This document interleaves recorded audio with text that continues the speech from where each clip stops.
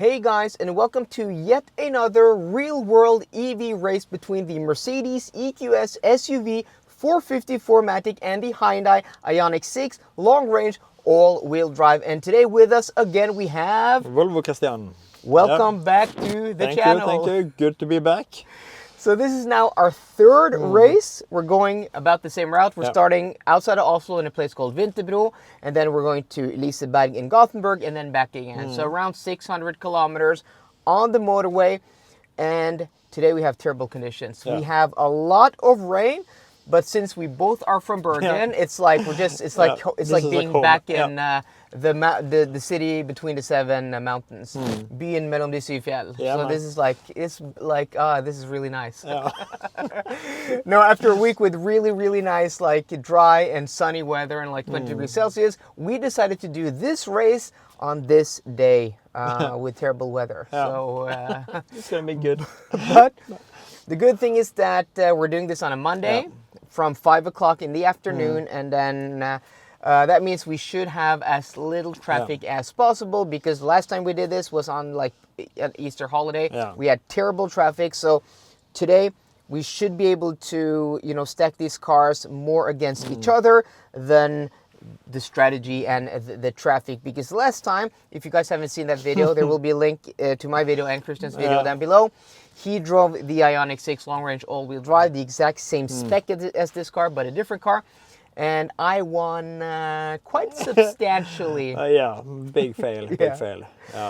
So hopefully today it's going to be even closer, because the WLTP rated range of your car is, remember? 583.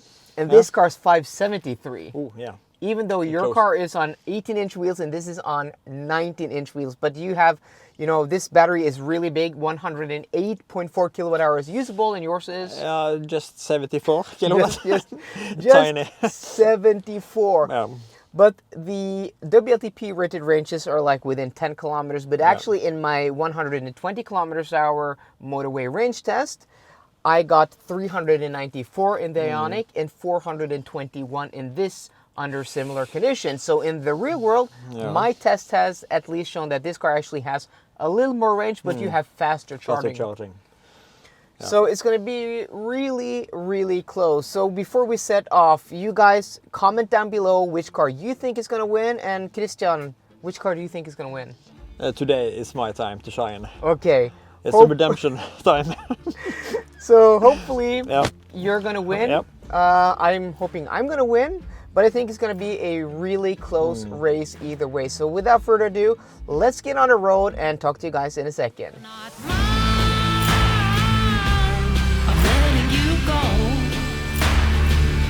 won't be your backup call, 'cause for such a long time my heart is on hold, dead for too long. We've now been on a road for almost an hour, and we've just passed the Swedish border into Sweden, and the weather has now started to calm down. But out of Oslo we had really poor conditions, and that reflects on the consumption, which is 29.5 kilowatt hours per 100 kilometers. But I'm guessing that that's going to drop and drop as the weather starts to clear. Now it's not raining, but there's a little bit of water in the air and spray from the cars in front of us, and also very little traffic. So I think it was a good decision to try to film this video and do this race in the afternoon after people have been to work and not on a holiday like this.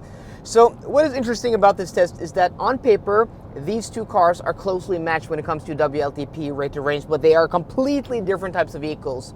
I mean, the Ioniq 6 is kind of a mid-size sedan, low-slung, efficient. This is a full-size 7-seat, 5.15 meters, 3-ton electric SUV. I mean, these cars couldn't be more different.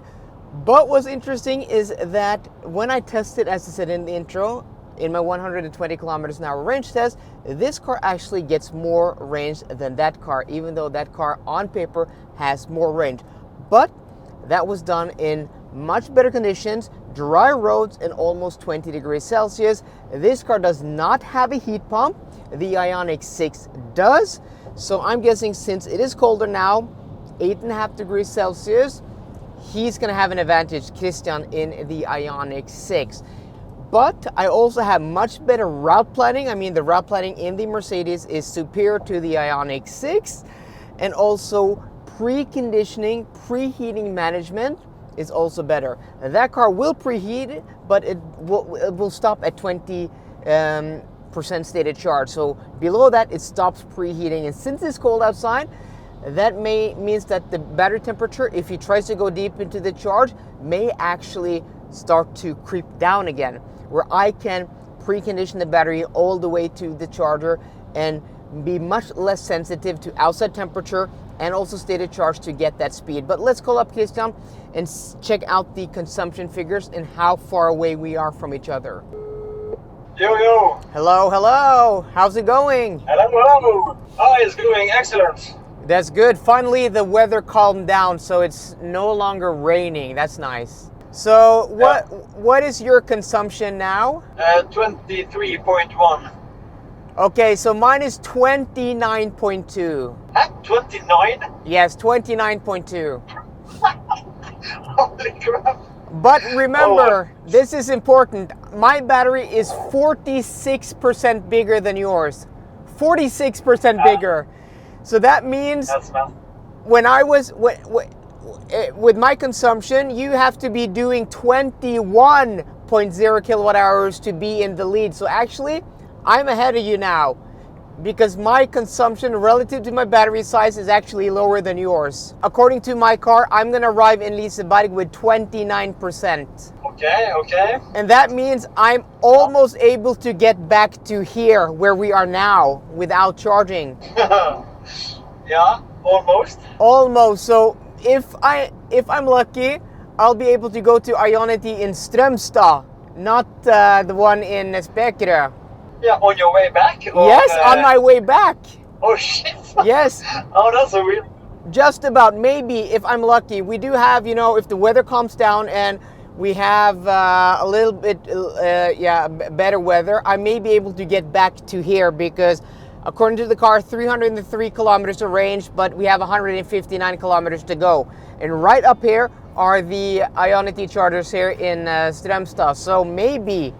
So this is going to be a very, very interesting race, Kristian. Yeah, this is going to be close, I think. Yeah.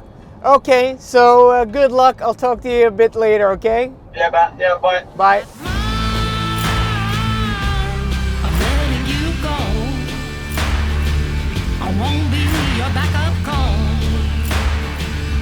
'Cause for such a long time, my heart is on hold. Dead for too long. Welcome back to Gothenburg, people. And look at this. No more rain, dry weather. Doesn't look like it has rained here at all. So this bad weather we have in Oslo, they don't have it here in Gothenburg. So we're gonna go to take a right over here, and then we're gonna have to loop around here and then on the front side of the main gates. But Kristian has actually stopped to charge. He stopped at Ioniq in Spekerö because I don't think he thinks he has enough juice to go here and back again. That is interesting because of the bad weather. We actually have 28% stated charge here, so we're gonna arrive with 27. We're gonna be able to go back to Spekerö with no problem at all, and that is the advantage we need. You know what? I can take a left here. That is the advantage we need to be able to possibly win this race. Okay, here we are right outside of the main gates of the Liseberg amusement park here in Gothenburg. We're here with 27% stated charge. Let's hop back into the car, call Kristian, and then ask him where he is, if he had any issues with charging, if everything is fine, or hopefully not. But the fact that we're already on our way back, first time in this race where we're not the one who is stopping first, gives us a real chance to be able to win this. Hello, hello. Hello, my good man. How is it going? Oh, it's going really good. I'm blasting away at Ionity earlier today. Okay. Earlier now. You're charging I'm now, like or 10 you're done? No, I'm done. I'm like 10-15 minutes away from Liseberg. Oh, so no queues at all, and you got a decent speed? Yeah, I was blasting at 240, but then it Oh, suddenly no. dropped. But it dropped again, dropped to like 130, so I didn't get it for so long. Okay, interesting. So I'm on my way back also to Oslo. Huh? Yes, I've Are been you on to. your way back? Yes, I've been to Liseberg. So I'm on my way back already. So I have 27% stated charge now. So I'm able to go Okay. to. I'm at least going to go to Spekere. Maybe I can go even further, but I don't think I'm going to be able to go to Ionity in Strømstad. But there are some 200 kilowatt chargers further up the road, so maybe I'm going to stop there. We'll see. We'll see. The weather's now nice. It's Well, dry. So I don't know who's going to win. It's still up in the air who may actually take this race. So I'm entering a tunnel yeah. now. I'm entering a tunnel, so Okay. yeah. So maybe you will see me on the way. I'm still 10 minutes away. But do you have to do, did you do a deep charge, or do you have to stop and charge again? I'm at 69%, so I'm not sure. I'll probably have to do one more top up. Oh, One quick that makes it interesting. Okay, Okay, Yeah. the race is on. Okay, I'll talk to you later, Kristian. Okay, bye-bye. Yeah, man. Bye-bye. We're about 3.5 kilometers away from the Ionity charging station in Spekere, so we're going to stop there and charge. I checked the Elton-app, which is also the sponsor of today's video. More about them in a second. But there, the app said 5 out of 6 chargers were vacant, so that's a really good bet that we're going to go there. But before we stop there, I just want to show you the navigation and route planning and battery management in this car that gives me the advantage over that Ioniq 6. So first off, I now navigated back to where we're going to stop, which is Nadderud Holland. We're going to Oslo, and then a little bit further, we have a different, end point than our starting point. But the car puts in a charging stop here, and then if we press that, you'll get all the information, how long the car wants us to charge. So 18 to 73% for 25 minutes. But also, if you go into the EQ menu here, look at this, guys. This is so damn cool, and this is going to be the standard. Mark my words, this is going to be the standard in electric cars in the future. So 19% stated charge, 81 kilometers of range left, DC maximum peak charging speed 194 kilowatts at this stated charge. We just had an icon up here that said the battery preheating was active. Now that we are up to temperature, because this is peak charging speed basically, the battery is not preheating anymore because we are at temperature. This is so cool, and most definitely the correct way to do, route planning and battery preconditioning management. We're now here at the Ionity charging station here in Spekere, and we are now connected at 18% stated charge. And let's take a look at what kind of charging speed we're actually getting. Oh, 39 kilowatts. That's not, oh, there we go. Now it's ramping up. Look at the voltage going up to almost 400 volts. This is probably the nominal pack voltage at this state of charge. And then the amps are now ramping up. We're probably gonna hit 500 amps for a short period of time at least. And then we're gonna get close to that 200 kilowatts of peak charging speed, or 195 kilowatts. And look at that, guys. There, we're hitting almost 500 amps, 400 volts. There we go. That's the limit, 500 amps. CCS can do that for a shorter period of time, and 203 kilowatts. Kristian was getting 240, but 203, that is not bad. And also, I think we have a much flatter charging curve with this car than he has with his. So the car wants us to charge to 73%. That's charging for 25 minutes, but that also means that we're gonna arrive at our destination with 10% battery. Maybe we're gonna try to YOLO it a little bit, maybe only go to 68%, or chancing that we will arrive with 5%, because the navigation system, the route planning in this car is very accurate. So the car, when we started back in Oslo with the terrible weather, the car was estimating we would arrive with 31% stated charge in Gothenburg, but we also had a heavy headwinds once we got to Gothenburg. We arrived with, what was that, 27, so 4% difference. So if we go and calculate that we're going to arrive with 5%, that leaves us with a 1% buffer. Maybe that's not enough. Look at this, guys, 205 kilowatts. 205 kilowatts. Go EQS SUV. This is an awesome car. And also, we only have to do this charging stop. Then we're done. Kristian, as he said, he has to do another charging stop. I think we have this. If nothing goes wrong, this is our victory. So now is the perfect time to say that this video is sponsored by Elton, the most awesome charging app in the Nordic countries, which works in Norway, Sweden, Finland, and Denmark, and lets you charge at almost all charge point operators in all of these countries. Like this Ioniq charging station, I can charge at this charging station. We started the video at an EON charging station. I can charge it at a recharge charging station. I can charge at almost all charge point operators with one app, one card registered. It's pretty awesome. And also, the app shows you all the chargers in one interface, so you don't have to have different apps or different websites. One app shows you all the different apps, chargers, and you can also sort between the speed, the operator. This guy's gonna go here. Let's just move a little bit. So it's pretty awesome. And also, it will show you the vacancy or occupancy of different charging stations. So if you want to download the most awesome charging app, which is called Elton, which I use on these races from Oslo to Gothenburg and back again, go to the link in the description box down below. I'm letting you go. I won't be your backup call. 'Cause for such a long time, my heart is on hold. Dead for too long. Too long. Okay, so we hit some traffic here, and what is happening is that they're transporting some wide loads on some trucks up ahead here, and they've blocked both of these lanes with some vans up here with like yellow blinking lights and signs. Because of that wide load, we're not able to pass. I don't know how far these are going to go, but there's quite a bit of a queue behind me, like a few hundred meters. Yeah, we don't do this in Norway, at least not before, like in the middle of the night. I've never experienced this before, and them just like blocking the whole road. Let me know down below, is this normal in Sweden? Like they're just blocking both lanes and not letting anybody pass?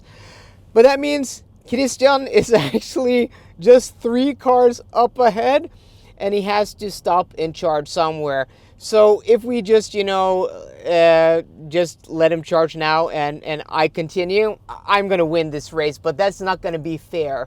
So what we're gonna do is that I was actually about 7 or 8 kilometers behind him. So we're gonna do some calculations, in 120 kilometers an hour zone or 110 kilometers an hour zone, going 10 above the speed limit on the speedometer, basically like 112, 113 kilometers in the real world. We're gonna convert that to an 8 or 7 to 8 kilometer lead. And then we're gonna calculate that to the minutes, and then we're gonna add that to the time. So it's gonna have a chance to stop and charge. And then once we get to our end stop, we're gonna add that to my time. So the race is still on. And there you can see Kristian. He's right ahead up there, behind in the right lane, behind that behind that van up there. Okay, we are now here at our end goal at these couple of chargers right here. And of course, we know that Kristian isn't here yet, but that does not mean we have won. We're going to start a timer now. We're going to see how far he is behind us, and then we're going to have to subtract the time that he lost getting stuck behind that wide load transport. Welcome back, Kristian, to Thank the you. Mercedes-Benz EQS SUV 450 4MATIC. That's a long ass name. So, my viewers already know that you weren't here when we arrived here, but we actually don't know who won, because you were actually in front of me, and then you got stuck behind that wide truck transport, and Yeah. then you called me. You're like, I'm stuck, and then like a few minutes later, or like 10 minutes later, I also arrived back the same queue. So we have to deduct that Yeah. from the time. And also, you got stopped at the border. Yeah, man. I was driving a suspicious Hyundai. Yeah, It was a, come on, pull over. And that's so strange because when I passed the border, all lanes were open, no Yeah. lights. But when you go in from the E6 in Sweden to Norway, they have these bommer. Yeah, the bommer. yeah. These gates that Gates, come gates, down, yeah. and then you have to go in through the like the Yeah, toll booth the and toll stuff booth, like that, yeah. and then they'll pick up people at Yeah. random, and you got picked out. I got picked out. Yeah, Yeah. man. So, but I know who won.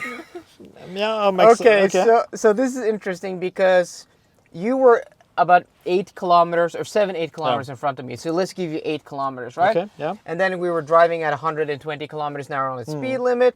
But again, let's be generous and say that was 112 kilometers an hour. And if we do the calculations, that's 4 minutes and 17 seconds. Okay.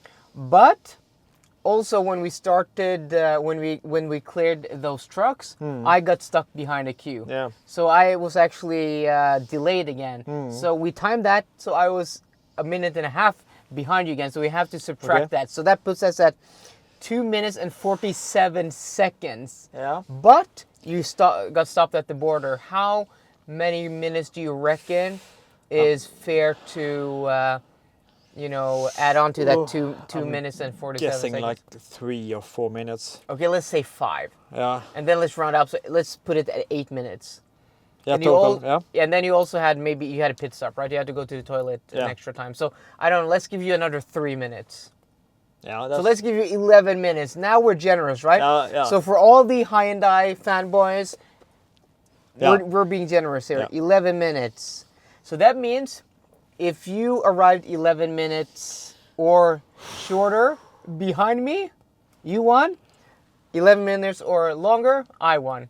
So drum roll. Okay. I have it here. I'll show you guys. So When did you?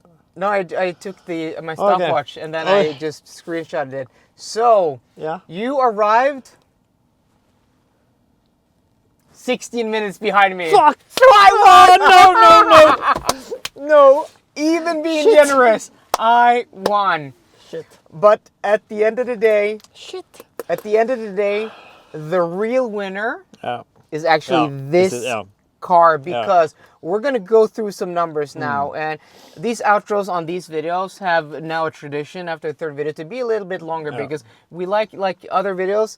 I like to I don't do in other videos. I like to discuss what happened, right? To give you guys a little bit of a different format. So I think it's fun.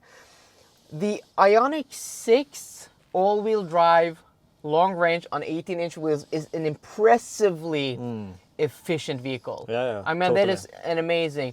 So what was your consumption? My consumption ended on 22.0. 22.0, and you charged for a total of, you had 2 charging sessions? Charged for 19 minutes. Yeah. Yeah, so that's very good. That's very, very good. Almost 600 kilometers and just 19 minutes Yeah. charging. That is impressive. So Quite where you impressive. actually lost out on is basically maybe against strategy, but I mean, we're talking about like a 5-minute difference, right? Yeah, but now I got the peak speed every time because Sure. when I disconnected at 75, it was down to like 150. Yeah, So I thought I was gonna disconnect, yeah.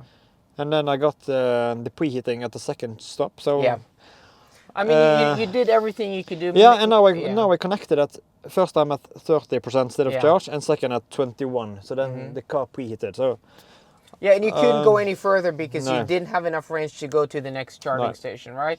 You could, or maybe you could have been able to go to Gothenburg and back again, but because of cold temperatures, maybe you wouldn't have a warm enough battery. No, I just had because 10% buffer. Okay, yeah. So So I mean, I think you did everything correctly. Yeah. Maybe you could have charged a little bit longer, but how Yeah. many percent did you charge to? 75 the Yeah, first time. but again, I mean, it's charged slow above that, Yeah. right?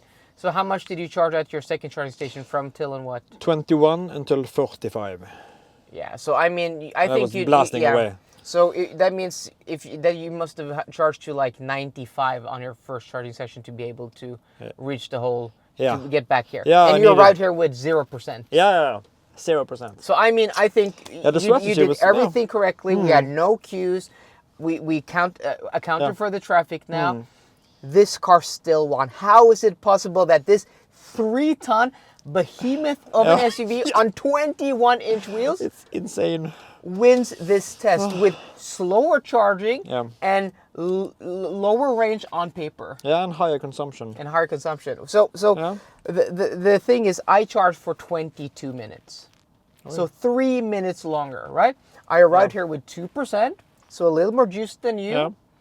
So I mean, that's basically a wash, right? So Yeah. you had to stop and charge 2 times. Yeah. So that 19 minutes charging, you're adding a few minutes in overhead, right? Because you have to do that second charging stop. Yeah, so like 2 minutes, 3 minutes overhead. Yeah, maybe it's the total of that 5 minutes, right? And I'm Yeah. gonna say it like 5 minutes. It's basically a draw, right? Yeah. But we're counting it like I'm now in the lead Yeah. 2-1, but we're counting it because Yeah. a win is a win. But Yeah, a win is but a win. for you guys, in reality, it's basically a draw, Yeah. right? It's 5 minutes over like 6 hours and 600 kilometers is nothing. But what's impressive about this car is that this car, my consumption was 27.9 kilowatt hours per 100 kilometers. So if we take that number and then you had 22.0, we multiply that by 125. So my consumption was a little more than 25% higher, Yeah. right?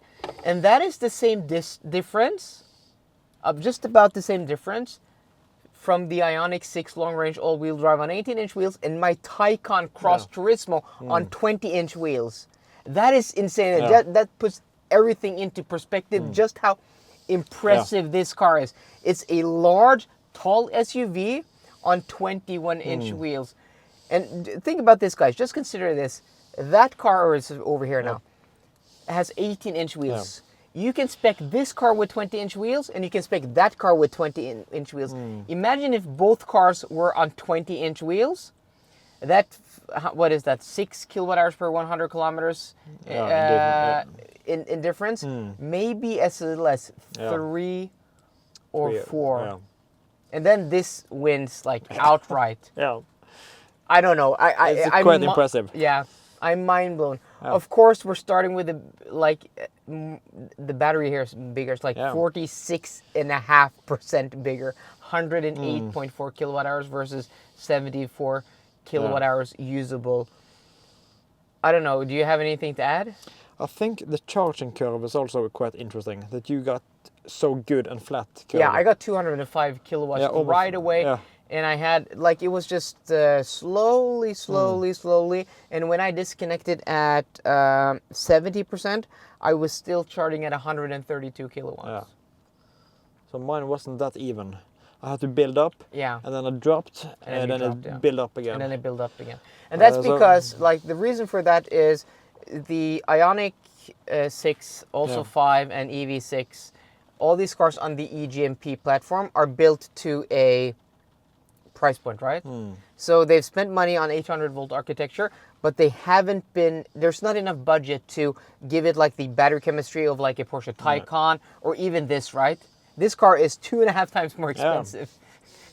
That car's like 6 or 650,000 spec. This car, the one we're sitting, is 1,541,000. So 65,000 euros and 155,000 euros. So it's not a competition. But still, what you're getting for that money is, of course, the comfort here, the luxury, seats, the luxury, the sound system, and also this amazing navigation system with route planning and battery management. You know, this car shows, I can show you, maybe you haven't seen this, but you go into the EQ menu and it shows you the DC maximum charge rate at this percentage with this battery temperature. Does it So show the I temperature? know when I was going to connect, I was going to get full blast because it said, That's quite impressive. yeah. So I mean, this is so idiot-proof. I think this is the future. Every EV, the difference in route planning and battery management in this car and that car, is night and day. But can you start it also manually? Yeah, I think you can do manual preheating now also. Shit, man. I'm not sure. Maybe not. Yeah. But very good. everything is like it's so intuitive, and then it gives you like tips. Like it gave me a tip like, oh, you're now very low on charge. If you want to go to a charger, please select a charger so the battery will preheat. Yeah. So at the end of the day, the real winner is not me.